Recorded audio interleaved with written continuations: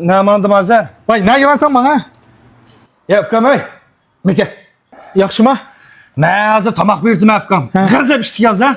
Minam az çıkardım yakşamaz. Minut unutup kaldım ben. Buldu. Dapenciydin bir ne Azar? Bir dapenci.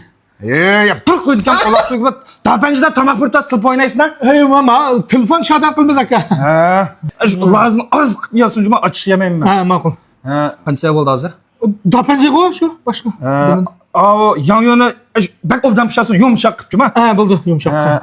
Kanser oldu Azar. Hey aka şu dapenciyi buyurtmadınız başka. Obdan yazar bir şey. Olsam ben. Anka pideymen sarsın kitap. Yumuşakında obdan kıp cuma. Çöpe. Töse oldu mu? Aka bir dapenciyi koy mu? Yapılamayı da ismine yapılma töseyine yazar hemen dikenine. Bakalım tutalım hem yerde. Buldu yazdım ha. Gazap işte çıksın. Yaz tutuşun sen yaxşımas ki ha? Bütün defa sana. Çak. Hazır açıkay tamam. Kaç böyle bakalım tutasam bir şeydi. Mana dapenci geldi. İki çöp. Oy bu ne bu? Sizin tamamınız koy buyurttunuz. Dapenci tutsaydı. Kaan tösey çömse. Yapıldınız söylene. Vay Ayşin ben yapıldım mı? Ha bakalım. Pakiz çıkıp tutuldu bana. Pakiz balı kesin. Hemen yana. Acaba okşaptım. Nerede yavatkan boğuysun bu tohun hemen. Aka. Ma Turpan şehir Şinçin Dumun Yeni Ateş restoranının yerindeki Laz Şahi diyen dağlık dapenci kanmış o. Ondan dapencim ben kıpramsın ha. Mana buyurt yavatsız o. Muş min almamış ha. Aka tamak bunu tuvalet etmemsin. Ben tamak yedim mi? Bir dapenci tuvalet sayıda buyurttunuz o. Ben işte cık tamak yerleyemem ben.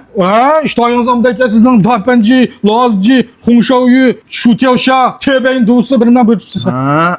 Emsi ben az şikabetim naçarçım ben Cenkong'un için açtı kör kançlık yedim şunçuk vereyim ben. Oldu bu bunun Cenkong için. İçin açtı körüp ben kançlık yedim birbirimizden pulu kasım olmaydı. Oldu bir dapencinin pulunu tuvalet pulu çıktı. Ya için körüp vereyim ben cuma. İçin. Bal pulunu tuvalet pulu çıktı ama. Ben ne amandım Azar? Vay ne gelensen bana?